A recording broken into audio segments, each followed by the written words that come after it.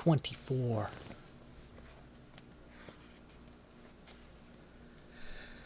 The days and nights passed by. One moon came and went. The next came. Rain, cold, fires on the hearth, saintly vigils in old Salome's house. Capernaums poor and aggrieved came each evening after the day's work in order to hear the new Comforter. They arrived poor and unconsoled. They returned to their wretched huts, rich and comforted. He transplanted their vineyards, boats, and joys from earth to heaven, explained to them how much surer heaven was than earth. The hearts of the unfortunate filled with patience and hope. Even Zebedee's savage heart began to be tamed. Little by little, Jesus' words penetrated him, lightly inebriating his mind. This world thinned out, and over his head hovered a new world made of eternity and imperishable wealth. In this odd new world, Zebedee and his sons and old Salome, and even his 5 kekes and full coffers, would live evermore. Best not grumble, therefore, when he saw these uninvited guests day and night in his house, or sitting around his table. It would come. The recompense would come. In midwinter, the sun-drenched, halcyon days arrived. The sun gleamed, warmed the bare bones of the earth, and duped the almond tree in the middle of Zebedee's yard. It thought that spring had come and began to put out buds. The kingfishers had been awaiting these warm, merciful days, for they wished to entrust their eggs to the rocks. All the rest of God's birds procreate in the spring, the kingfisher in midwinter. God pitied them and promised to allow the sun to come up warm several days in the winter for just their sakes. Rejoicing, these nightingales of the sea flew now over the waters and rocks of Gennesaret, and warbled their thanks to God for having once more kept his word. During these lovely days, the remaining disciples scattered to the fishing kekes and nearby villages, so that they, too, could try their wings. Philip and Nathanael set out overland to meet with their friends and farmers and shepherds and proclaim the word of God to them. Andrew and Thomas went to the lake to catch the fishermen. Unsociable Judas departed all by himself toward the mountain to let the anger filter out of his system.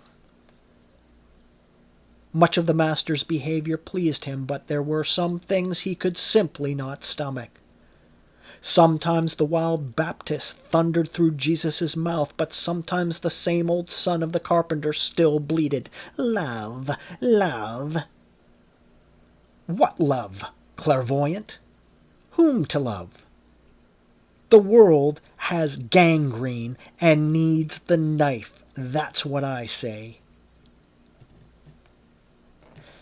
Matthew was the only one who stayed in the house. He did not want to leave, for the teacher might speak, and Matthew must not let his words be carried away by the winds. He might perform some miracle, and Matthew must see it with his own eyes in order to recount it. And then again, where could he go? To whom could he talk?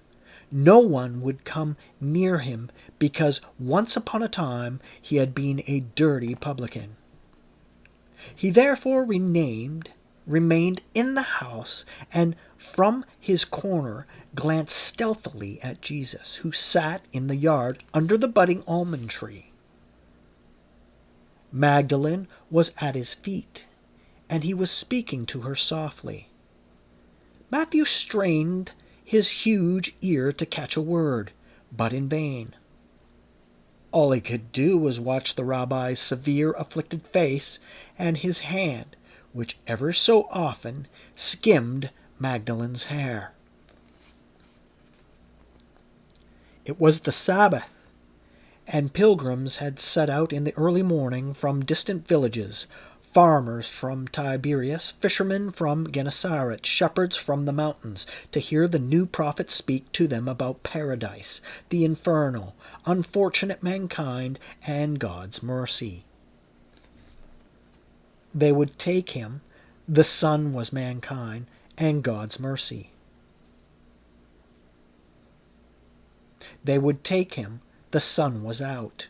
It was a splendid day, and bring him up to the green mountainside, where they could strew themselves on the warm grass to listen to him, and perhaps they might even fall sweetly asleep. On the springtime turf. They assembled, therefore, outside in the road, for the door was shut, and shouted for the teacher to emerge. "Magdalene, my sister," said Jesus, "listen, the people have come to fetch me." But Magdalene, lost within the rabbi's eyes, did not hear. And of all that he had been telling her for such a long time she had heard nothing. She rejoiced solely in the sound of his voice. The voice told her everything. She was not a man. She had no need for words. Once she had said to him, "Rabbi, why do you talk to me about the future life? We are not men to have need of another and eternal life. We are women. And for us, one moment with the man we love is everlasting, paradise. One moment far from the man we love is everlasting hell. It is here on this earth that we women live out eternity." "Magdalene, my sister," Jesus repeated to her, "the people have come to fetch me. I must go." He got up and opened the door. The road was full of ardent eyes and shouted mouths, and of the groaning sick who were stretching out their hands. Magdalene appeared at the door and put her hand over her mouth so that she would not scream. "The people are wild beasts with bloodthirsty beasts who will devour him," she murmured as she watched him calmly go in the lead, with the crowd behind him bellowing. "The people are wild beasts, wild bloodthirsty beasts who will devour him." Jesus advanced with great calm strides toward the mountain which rose above the lake, the mountain where he had once opened his arms to the multitude and cried, "Love, love." But between that day and this his mind had grown fierce. The desert had hardened his heart. He still felt the Baptist's lips like two lighted coals upon his mouth. The prophecies flashed on and off within him. The divine and human shouts came back to life, and he saw God's three daughters, leprosy, madness, and fire, tear through the heavens and descend. When he reached the summit of the hill and opened his mouth to speak, the ancient prophet bundled up from within him, and he began to shout. "The fearful army comes bellowing from the ends of the earth. Terrible and quick-moving it comes. Not one of the warriors limps from fatigue. Not one is sleepy or ever sleeps. Not a single waistband is slack or a single shoe thong broken.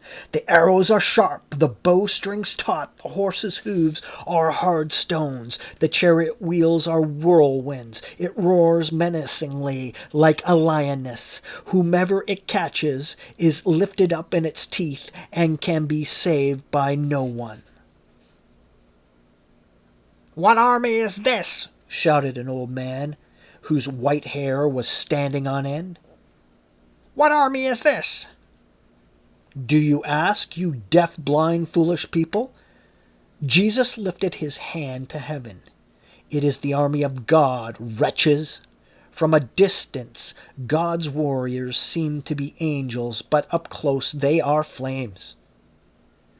I myself took them for angels this past summer on this very rock where I now stand, and I cried, 'Love, love!' But now the God of the desert has opened my eyes. I saw they are flames. I can endure you no longer," shouts God. "I am coming down." Lamentation is heard in Jerusalem and in Rome. Lamentation upon the mountains and at the tombs. The earth weeps for its children. God's angels descend to the scorched earth, search with their lamps to discover where Rome was, where Jerusalem. Between their fingers they crumble the ashes and smell them. "This must have been Rome," they say, "this Jerusalem," and they toss the ashes to the winds. "Is there no salvation?" cried a young mother, squeezing her baby to her breast. "I'm not talking for myself, but for my son." "There is," Jesus answered her.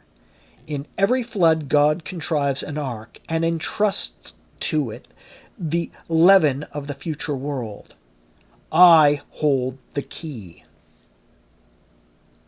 "Who'll be saved as leaven? Whom will you save? Do we have time?" cried another old man, and his lower jaw trembled. "The universe passes before me, and I choose. On one side, all those who overate, overdrank, overkissed. On the other, the starving and oppressed of the world. These, the starving and oppressed, I choose. They are the stones with which I shall build the New Jerusalem." "The New Jerusalem?" shouted the people, their eyes shining. "Yes, the New Jerusalem. I did not know it myself until God confided the secret to me in the desert. Love comes only after the flames. First, this world will be reduced to ashes, and then God will plant his new vineyard. There is no better fertilizer than ashes." "No better fertilizer than ashes," echoed a hoarse, joyous voice, which seemed like his own, only deeper and happier. Surprised, Jesus turned and saw Judas behind him. He felt afraid, for the red beard's face flashed lightning, as if the coming flames had already fallen over him. Judas rushed forward and clasped Jesus' hand. "Rabbi," he whispered with unexpected tenderness, "my Rabbi." Never in his life had Judas spoken so tenderly to anyone. He felt ashamed. He stooped and pretended to ask something, though he himself did not know what. Then, finding a small, premature anemone, he pulled it up by the roots.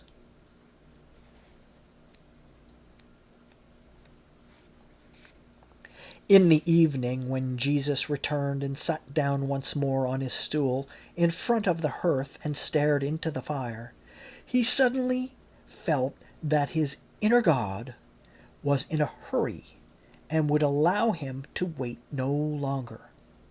He was overcome by sorrow, exasperation, and shame.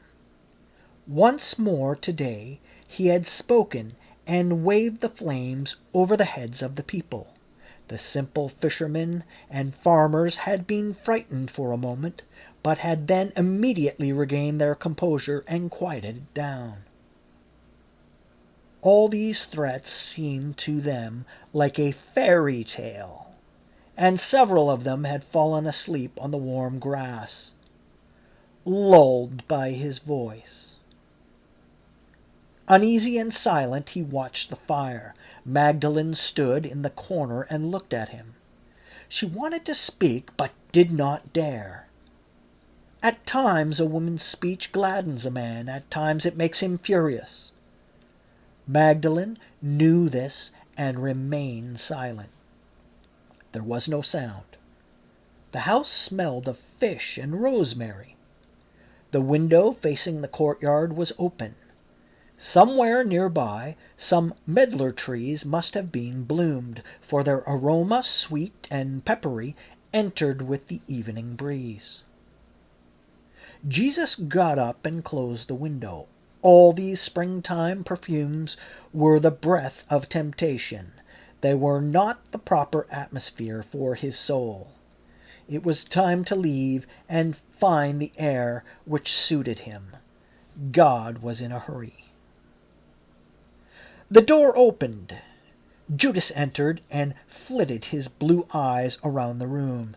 He saw the teacher with his eyes pinned on the fire, saw high-rumped Magdalene Zebedee, who had fallen asleep and was snoring, and under the lamp, the scrivener scratching away and filling his paper with blots.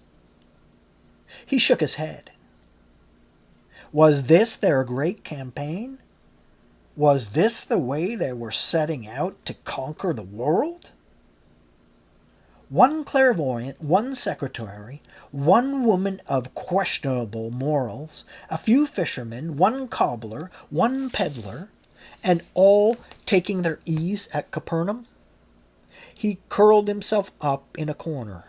Old Salome had already set the table. "I'm not hungry," he growled. "I'm sleepy."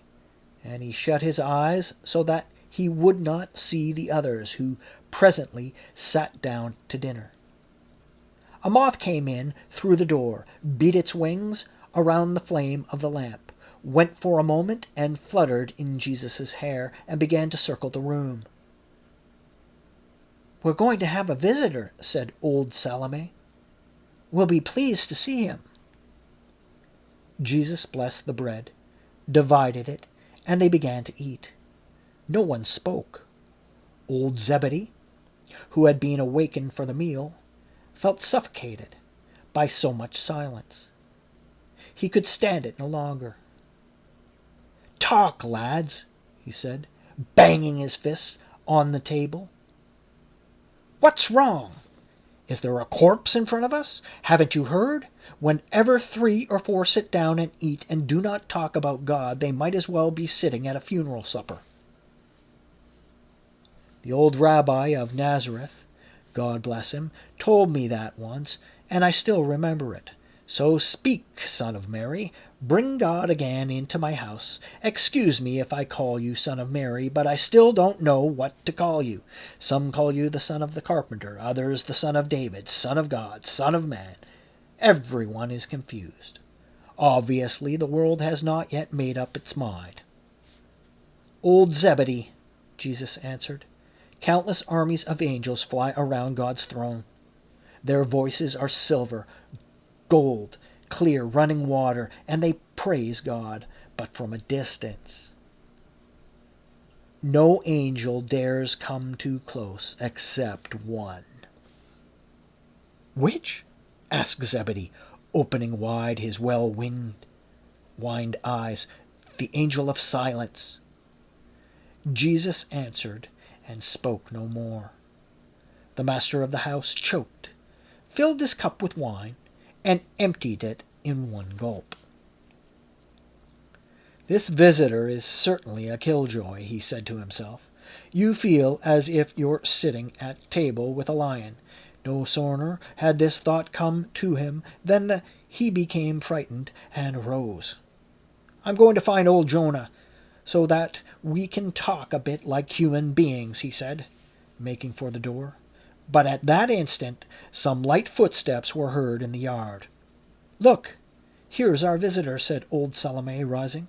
They all turned. On the threshold stood the old rabbi of Nazareth. How he had aged and melted away! There remained of him nothing but a few bones wrapped in a sun-baked hide, just enough to give the soul something to catch hold of so it would not fly away. Lately the rabbi had been unable to sleep, and when he sometimes did fall asleep at dawn, he would have a strange and recurring dream. Angels, flames, and Jerusalem in the form of a wounded howling beast which had scrambled up Mount Zion. The other day at dawn he had dreamed the dream again, and his endurance had given out. He jumped up, left his house, reached the fields, traversed the plain of Esdraelon. God-trodden Carmel towered before him. The prophet Elijah would surely be standing at its summit. It was he who dragged the rabbi onward and gave him the strength to mount. The sun went down when the old man reached the top of the mountain. He knew that 3 great upright rocks stood as an altar on the sacred summit, and that around them were the bones and horns of the sacrifices. But as he approached and raised his eyes, he uttered a cry. The stones were gone. This evening 3 men with gigantic bodies stood on the summit. They were dressed all in white like snow, and their faces were made of light. Jesus, the son of Mary, was in the center. To his left stood the prophet Elijah, clutching burning coals in his fist. To his right, Moses, with twisted horns and holding 2 tables inscribed in letters of fire. The rabbi fell on his face. "Adonai, Adonai," he whispered, trembling. He knew that Elijah and Moses had not died, and that they would reappear on earth on the fearful day of the Lord. It was a sign that the end of the world had come.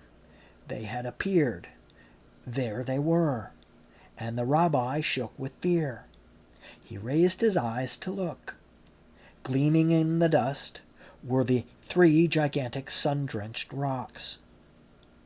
The rabbi had been opening the scriptures for many years. For many years he had breathed in the breath of Jehovah. He had learned how to find God's hidden meaning behind the visible and the invisible. And now he understood. He raised his crozier from the ground. Where did his ramshackle body find such strength? And set out for Nazareth, Cana, Magdala, Capernaum, everywhere, in order to find the Son of Mary. He had heard of his return from the desert of Judea, and now, as he followed his trail throughout Galilee, he saw how the farmers and fishermen had already begun to compose the new prophet's legend. What miracles he performed, what words he uttered, which stone he stood on to speak, and how the stone was suddenly covered with flowers. He questioned an old man whom he met on the road. The old man lifted his hands to heaven. "I was blind. He touched my eyelids and gave me sight, though he instructed me not to say a word about it. I'm making the rounds of the villages, telling everyone." "And can you inform me where he is now to be found, old man?" "I left him at Zebedee's house in Capernaum. Step lively to catch him before he ascends to heaven." The rabbi stepped lively, as overtaken by nightfall, found old Zebedee's house in the dark and entered. Old Salome jumped up to welcome him. "Salome," the rabbi said, striding over the threshold, "peace be on this house, and may the wealth of Abraham and Isaac fall to its owners." He turned and was dazzled by the sight of Jesus. Many birds pass over me and bring me news of you, he said. My child, the road you have taken is rough and exceedingly long. God be with you. Amen, Jesus answered in a grave voice. Old Zebedee put his hand to his heart and greeted the visitor. What wind blows you to my house, Father? He asked. But the rabbi, perhaps he did not hear, sat down next to the fire without replying. He was tired, cold, and hungry, but he had no desire to eat. 2 or 3 routes stretched before him, and he did not know which to take. Why had he set out and come? To reveal the vision to Jesus. But if this vision was not from God, the rabbi knew very well that the tempter could take on God's face in order to delude men. If he disclosed what he had seen to Jesus, the demon of arrogance might take possession of his soul. And then he would be lost, and he, the rabbi, would have to answer for it. Should he guard his secret and follow him wherever he went? But was it right for him, the rabbi of Nazareth, to follow the most bold of revolutionaries, a man who boasted he could bring a new law? Just now on his way, had he not found Cana in confusion because of something Jesus had said which was contrary to the law? It seemed that on the holy Sabbath he had gone to the fields and had seen someone at work clearing ditches and irrigating his garden. Man, he had said to him, if you know what you are doing, may joy descend upon you. If you know not, may you be cursed, for you transgress the law. When the old rabbi heard this, he felt troubled. This rebel is dangerous, he reflected. Look sharp, Simeon, or you'll find yourself damned and at your age. Jesus came and sat down beside him. Judas was lying on the ground. He had closed his eyes. Matthew had gone to his place under the lamp and was waiting, pen in hand. But Jesus did not speak. He watched the fire devour the wood and felt the rabbi next to him puffing as though he were still on the road. Meanwhile, old Salome made up a bed for the rabbi. He was an old man. He must have a soft mattress and a pillow. She also placed a small pitcher of water next to the bed so that he would not be thirsty during the night. Old Zebedee saw that the new visitor had not come for him. Taking his cudgel, he went out to find Jonah in order to breathe the breath of human being again. His house was filled with lions. Magdalene and Salome withdrew to the inner rooms so that Jesus and the rabbi could be alone.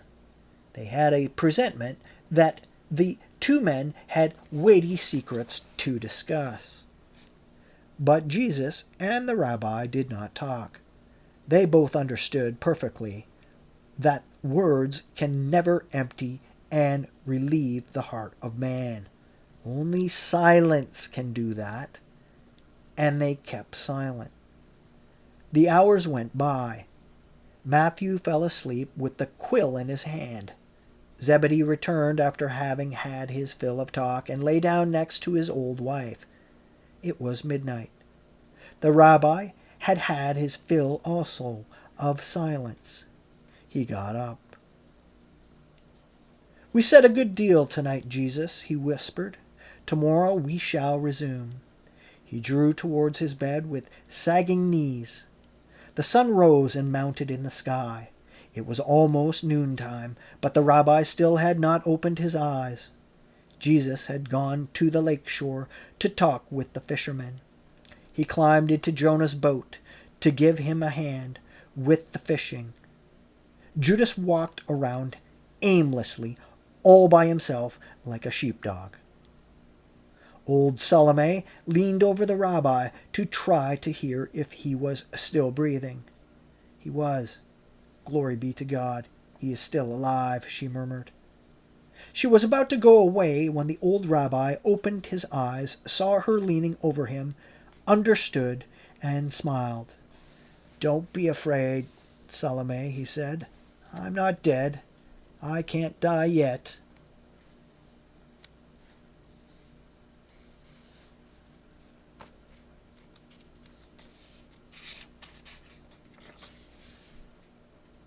We've both grown old, Salome replied severely. We're traveling further and further from men and are approaching God. No one can know the hour or the moment. It's a sin, I believe, to say, I can't die yet. I can't die yet, dear Salome, the rabbi insisted. The God of Israel gave me his word. You will not die, Simeon, unless you have seen the Messiah. But as he said this, his eyes opened wide with fear. Could he already have seen the Messiah? Could Jesus be the Messiah? Was the vision on Carmel a vision sent by God? If so, the time has come for him to die. A cold sweat bathed his whole body. He did not know whether to rejoice or to begin to wail. His soul rejoiced. The Messiah had come, but his faltering body did not want to die. Panting, he got up, crawled to the door, sat down on the threshold to sun himself, and fell deep into thought. Jesus returned toward nightfall exhausted. He had fished with Jonah all day long. The boat overflowed with fish, and Jonah, overjoyed, opened his mouth to speak, but then changed his mind and waded knee-deep into the mass of twitching fish, looked at Jesus, and laughed. That same night the disciples returned from the nearby villages. They squatted around Jesus and began to relate everything they had seen and done, deepening their voices in order to frighten the farmers and fishermen. They had proclaimed the coming of the day of the Lord, but their auditors had continued to mend their nets tranquilly or to dig their gardens. Now and then they shook their heads, said, we'll see, and then changed the subject. While the disciples were relating this, lo, the 3 apostles suddenly returned. Judas, who was silent and sitting off to one side, could not contain his laughter when he saw them. What's this mess you're in, apostles? He shouted. Poor devils! They must have beaten you silly. And truly, Peter's right eye was swollen and running. John's cheeks were full of scratches and blood, and Jacob limped. Rabbi, said Peter with a sigh, the word of God is a lot of trouble indeed. They all laughed, but Jesus looked at them thoughtfully. They did beat us silly, continued Peter, who was in a hurry to reveal everything and relieve his mind. At first we said each one should take his own road, but then we were afraid, each one alone, and the 3 of us reunited and began the preaching.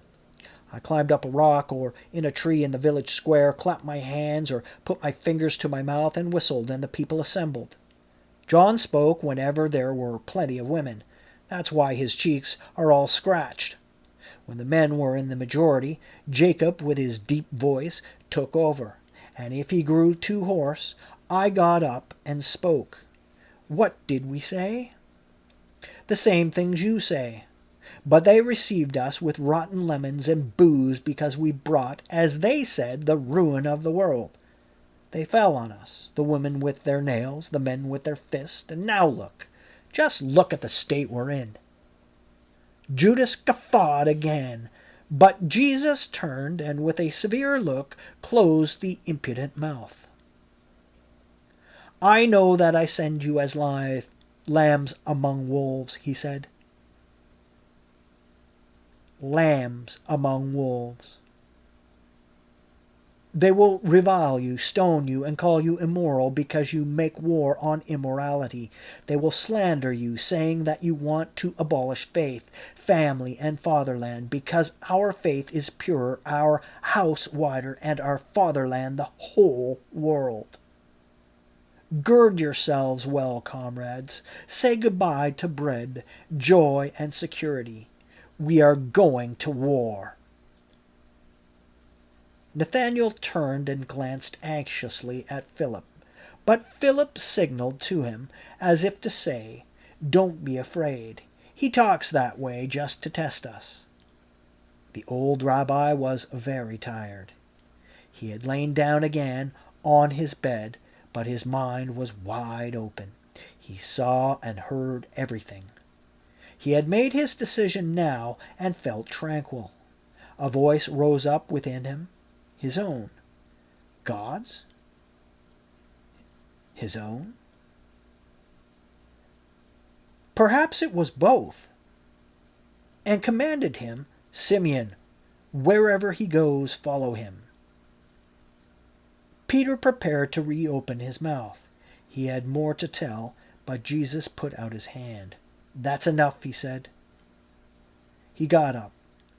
Jerusalem rose up before his eyes, savage, full of blood, and at the height of despair, which is where hope begins. Capernaum vanished, along with its simple fishermen and peasants. The lake of Gennesaret sank away within him. Zebedee's house narrowed. The four walls approached each other and touched him. Suffocating, he went and opened the door. Why did he stay here and eat, drink, have the fire lighted for him, and the table set noon and night? He was spending his time aimlessly. Was this how he intended to save the world? Wasn't he ashamed of himself? He went into the yard.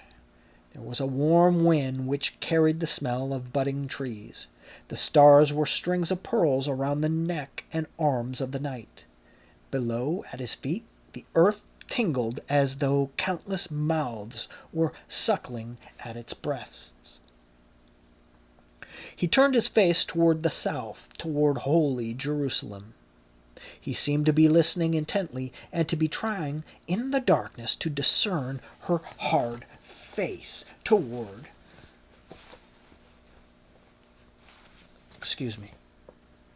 her hard face of blood-stained stones. He seemed to be listening intently and to be trying in the darkness to discern her hard face of blood-stained stones. And while his mind, ardent and despairing, flowed like a river past mountain and plain, and was at last about to touch the holy city, suddenly it seemed to him that he saw a huge shadow stir in the yard under the budding almond tree. All at once something darker that night than night itself. That was how he was able to distinguish it. Arose in the black air. It was his gigantic fellow voyager. In the still night he could clearly hear her deep breathing, but he was not afraid. Time had accustomed him to her breath. He waited, and then slowly, commandingly, a tranquil voice from under the almond tree said, "Let us go." John had appeared at the doorway, troubled. He thought he heard a voice in the darkness. "Rabbi," he whispered, "whom are you talking to?" But Jesus entered the house, put out his hand, and took his shepherd's staff from the corner. "Friends," he said, "let us go." He marched toward the door without looking back to see if anyone was following him. The old rabbi jumped out of his bed, tightened his belt, and seized his crozier. "I'm coming with you, my child," he said, and he was the first to start for the door. Old Salome was spinning. She rose also. She placed the distaff on her trunk and said, "I'm coming too. Zebediah, I leave you the keys. Farewell." She unbelted the keys from around her waist and surrendered them to her husband. Then she wrapped herself tightly in her kerchief, surveyed her home, and with a nod of her head bid it good-bye. Her heart had suddenly become that of a 20-year-old girl. Magdalene rose also, silent and happy.